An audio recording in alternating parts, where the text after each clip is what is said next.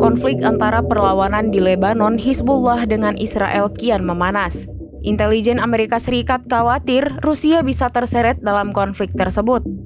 Para pejabat pertahanan dan intelijen Amerika Serikat mengungkap penyebab Moskow bisa saja terseret dalam konflik Israel dan Hizbullah.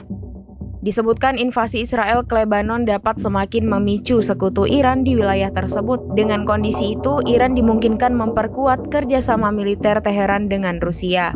Hubungan yang erat antara kedua negara tersebut dimanfaatkan untuk membantu Hizbullah mempertahankan diri.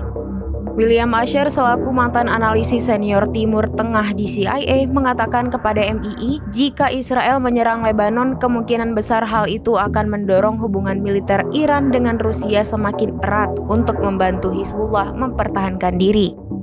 Amerika Serikat mengklaim Rusia sedang mempertimbangkan untuk meningkatkan dukungannya terhadap apa yang disebut-sebut sebagai tindakan Iran poros perlawanan. Gagasan ini bukanlah sesuatu yang baru. Pada bulan November, Wall Street Journal melaporkan rencana grup Wagner, kelompok paramiliter Rusia. Wagner disebut berencana untuk menyediakan sistem pertahanan udara Rusia kepada Hizbullah di Lebanon.